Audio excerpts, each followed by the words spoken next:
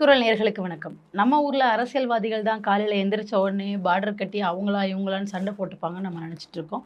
ஆனா இல்ல, சினிமால இப்பல்லாம் ஒரு ஃபர்ஸ்ட் லுக் போஸ்டர் ஒண்ணு வந்தாலே போதும், சோஷியல் மீடியாவே 2ஆ மாறிடுது. எந்த அளவுக்குன்னா, அந்த நெகட்டிவிட்டி ஸ்ப்ரெட் பண்ற ஒரு குரூப் ஒண்ணு தனியா இருக்காங்க. நான் அவங்கள பத்தி சொல்லல. பொதுவா ஒரு போஸ்டரோ, ஃபர்ஸ்ட் லுக்கோ ஏதாவது வருது அப்படின்னா, அதுல இருக்கிற விஷயங்கள வச்சும், அந்த டைரக்டர்ஸ் பேசுற விஷயங்கள வச்சும் அந்த படத்த டீகோட் பண்றது மாரி பண்ணி, சோஷியல் மீடியாவே எப்பவுமே 2 பக்கமா அடிச்சுக்கிட்டு நிக்கிற ஒரு விஷயம் காலம் காலமா நடந்துட்டு இருக்கு. இப்போ கொஞ்சம் அதிகமாவே இருந்துட்டு இருக்கு அது. அந்த வகையில நேத்து டோலிவுட்லேருந்து ஒரு பயங்கரமான அப்டேட் ஒண்ணு வந்திருக்கு.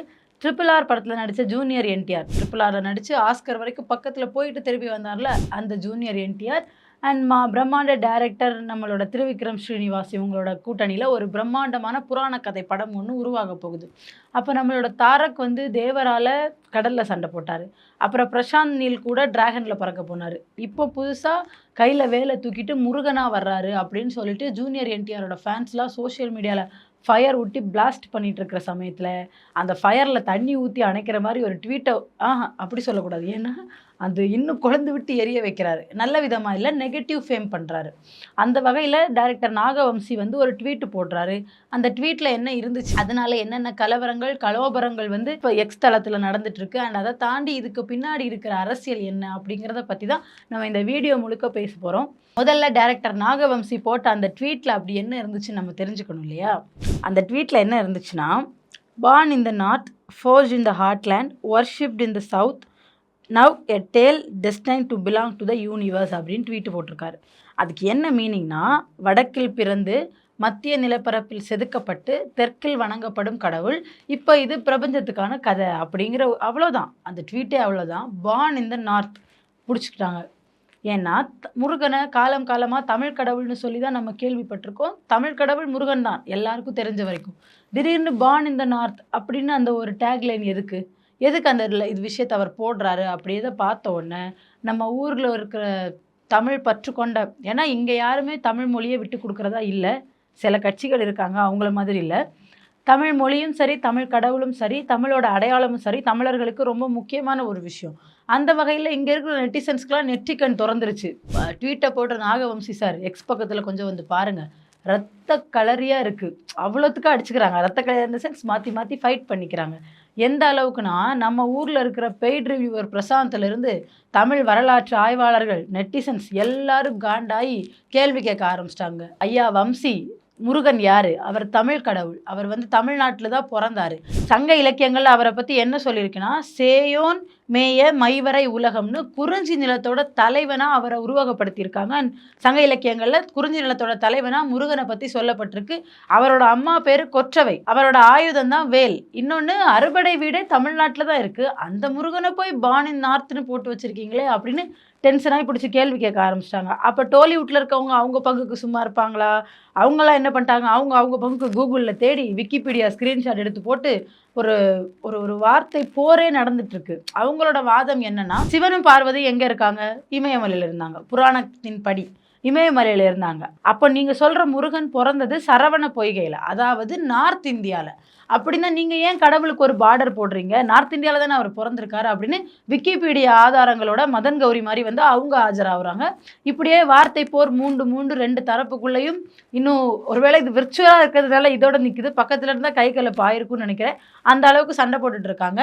இதுக்கு நடுவில் ஜூனியர் என்டிஆர் ஒரு ட்வீட் போடுறாரு. அந்த ட்வீட்டில் என்ன இருக்குன்னா, the son of Shiva, the pride of Parvati, the eternal commander and once again with Trivikram இப்படின்னு அவர் போடுறாரு. அவரோட இந்த ட்வீட்டுக்கு பெரிய எதிர்ப்புகள் கிளம்பலனாலும் அவர் அந்த பிக்சர் ஒன்று போட்டிருக்காரு. அதில் ஃபுல்லாக ஹிந்தியில் எழுதியிருக்கு. அந்த எழுத்துக்களை பார்த்துட்டு இதில் ஒரு வார்த்தை கூட தமிழ் கடவுள் முருகனுக்கு புரியாது அப்படின்னு சொல்லிட்டு ஜூனியர் என்டிஆரையும் சேர்த்து அடிக்கிறாங்க. ஏன்னா முருகன் தமிழ்நாட்டோட கடவுள், தமிழ் நிலத்துக்கு சொந்தமான கடவுள் அப்படின்னு சொல்லி இவங்க பங்குக்கு வரலாற்று ஆதாரங்கள் எல்லாம் எடுத்துகிட்டு வந்து அடிக்க, டோலிவுட்டில் உள்ளவங்க அவங்க பங்குக்கு விக்கிபீடியா ஸ்க்ரீன்ஷாட் எடுத்து போட்டு, அவருக்குமே நார்த்தில் ஸ்கந்தன், கார்த்திகேயன், மகாசேனன் இப்படிலாம் பேர் வச்சு கும்பிட்டுட்டு தானே இருக்காங்க அப்படின்னு அவங்க பங்குக்கு ட்வீட் போட, இப்போ கடவுளுக்கு, அதாவது கடவுள் எந்த நிலத்துக்கு சொந்தமானவங்கன்னு சண்டை போட ஆரம்பிச்சிட்டாங்க. அவங்க டோலிவுட்டில் இருக்கிறவங்க வைக்கிற ஒரு கேள்வி என்னன்னா, கடவுளுக்கு ஏன் பார்டர் கட்டுறீங்க? அவர் எல்லாருக்கும் தானே சொந்தமானவர், நீங்கள் ஏன் தமிழ்னு முருகனை சுருக்குறீங்க அப்படின்னு புதுசாக ஒன்று தூக்கிட்டு வராங்க. இவ்வளோ நாள் எங்கே போனாங்கன்னு தெரில. இதுக்கு முன்னாடி ஒரு தேர்தல் சமயத்தில் கூட பவன் கல்யாண் வந்து இங்கே முருகன் மாநாடு நடத்திட்டு போனார். அது அரசியல் காரணம். இதுக்கு பின்னாடியும் ஒரு அரசியல் இருக்கு. அதை நம்ம இந்த வீடியோல பின்னாடி பார்ப்போம். இப்போ இதுல இருந்து என்ன தெரியுதுன்னா, வடக்குல இருக்கிற ஸ்கந்தன் கதையையும் தெற்குல இருக்கிற கந்தனோட கதையையும் சேர்த்து புதுசா ஒரு புராண கதையை தானே உருவாக்கியிருக்காரு. யார் உருவாக்கியிருக்காருன்னா, நம்மளோட இயக்குனர் திருவிக்ரம் ஸ்ரீனிவாஸ் வந்து உருவாக்கியிருக்காரு. இதை ப்ரொடியூசர் இதோட ப்ரொமோஷனுக்காக ஒரு ட்வீட் போட அதுல நார்த்தை அவர் தூக்கி பிடிக்கிற அளவுக்கு ஆயிடுச்சு. அதுதான் இந்த பிரச்சனைக்கு முழு முதற் காரணம்.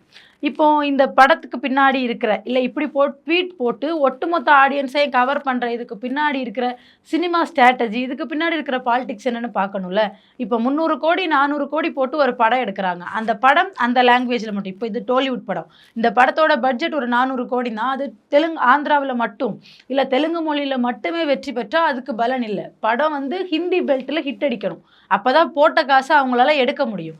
ஸோ தேவரா எதிர்பார்த்த வெற்றியை நார்த்தில் கொண்டு கொடுக்கணும் அப்படின்னா நார்த் பெல்ட் ஆடியன்ஸ், ஹிந்தி ஆடியன்ஸோட கவனத்தையும் அவங்களோட எமோஷ்னலோட கனெக்ட் ஆகிற ஒரு விஷயத்தையும் எடுக்கணும்.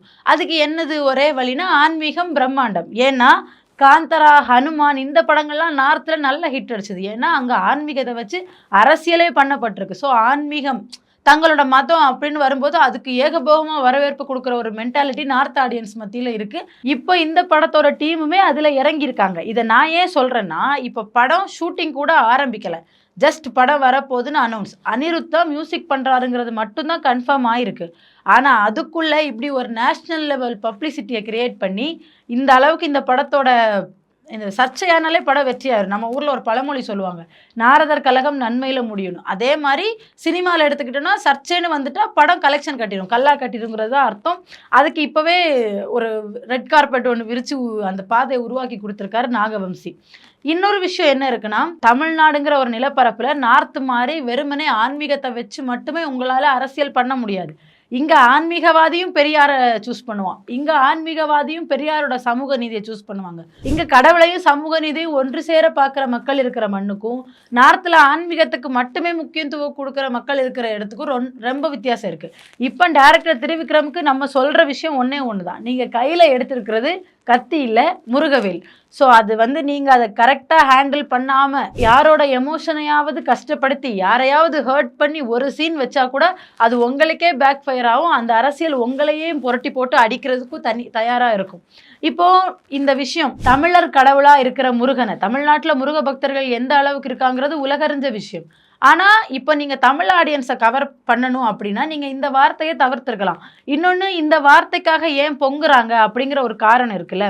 பேன் இண்டியா அப்படிங்கிற பேரில் இந்த கல்ச்சர் வர ஆரம்பித்ததுக்கப்புறம் ஒரு இடத்தோட, ஒரு குறிப்பிட்ட இடத்தோட மக்களோட அடையாளம், மொழி, பக்தி, நம்பிக்கை எல்லாத்தையுமே அவங்களோட கல்ச்சருக்குள்ளே அடக்கி நார்த் இந்தியா மயமாக வட இந்தியாவுக்கு சாதகமாக மாற்ற பார்க்குறாங்களோ அப்படிங்கிற அரசியல் பின்னணியும் இந்த கொந்தளிப்புக்கு காரணமாக இருக்கலாம். ஏன்னா இப்போ நீங்கள் தமிழ் கடவுள் வந்து இங்கே தமிழ் கடவுள் இங்கே தான் பிறந்தாரு, அறுபடை வீடும் இங்கே தான் இருக்குது அப்படின்னு சொல்லப்பட்டுட்டு இருக்கிற ஒரு இடத்துல நார்த்தில் என்னைக்காவது விநாயகருக்கு வழிபாடு நடந்த அளவுக்கு முருகனுக்கு நடந்திருக்கா? கண்டிப்பாக இல்லை, நீங்கள் பண்ணதே இல்லை. ஆனால் உங்களோட பிஸ்னஸ்க்காக ஒரு குறிப்பிட்ட மக்களோட நம்பிக்கையாக இருக்கிற ஒரு கடவுள் அப்படின்னு சொல்லப்படுறவங்களை வச்சு அரசியல் பண்ண நினச்சிங்கன்னா அதுக்கு ஆற்ற எதிர்வினை இந்த அளவுக்கு காரசாரமாக தான் இருக்கும். ஒருவேளை நீங்கள் சர்ச்சையானா போதும் படம் ஹிட் ஆயிரும்னு நினைக்கிறீங்களா, இல்லை வேற ஏதாவது அரசியலை இதுக்கு பின்னாடி வச்சு உள்ளாடி நுழைக்க பார்க்குறீங்களா அப்படிங்கிறது எங்களுக்கு புரியலை. பார்க்கலாம், கோலிவுட் டீமும் இந்த சர்ச்சை அப்படிங்கிற விஷயத்தை வச்சு படத்துக்கு கல்லா கட்ட பார்க்குறாங்களா, இல்லை ஏற்கனவே அங்கேருந்து ஒருத்தர் இங்கே வந்து முருகன் மாநாடு நடத்திட்டு போன மாதிரி வேற ஏதாவது அரசியலை உள்நுழைக்க பார்க்குறாங்களா அப்படிங்கிற விஷயங்களையும் நம்ம இதில் யோசிக்க வேண்டியது இருக்குது. ஏற்கனவே நம்ம ஊரில் ஒருத்தர் படம் வந்தாலே இல்லாத சர்ச்சையை அவரே கிரியேட் பண்ணி அப்போ இருந்த அரசியல்வாதிகள் வீட்டு வாசலில் போய் கை கட்டி நின்று படத்தை ஹிட்டாக்குற ஒரு பழக்கம் இங்கே இருந்துச்சு. இப்போ அவர் அரசியலுக்கு போயிட்டாரு. ஸோ டோலிவுட் இந்த விஷயத்தை கையில் எடுத்திருக்காங்க. அவங்க இதை என்ன மாதிரியாக கொண்டு போக போகிறாங்க, இப்போ இதுக்கு அவங்க கிட்டேருந்து என்ன மாதிரியான விளக்கங்கள் வரப்போகுது அப்படின்லாம் நம்ம பொறுத்திருந்து தான் பார்க்கணும். இந்த டைரக்டரோட ட்வீட் குறித்த உங்களோட கருத்துக்களை நாகரீகமாக கமெண்ட்ஸில் சொல்லுங்கள், டிஸ்கஸ் பண்ணுங்கள். இன்னொரு வீடியோவில் உங்களை சந்திக்கிறேன். நன்றி.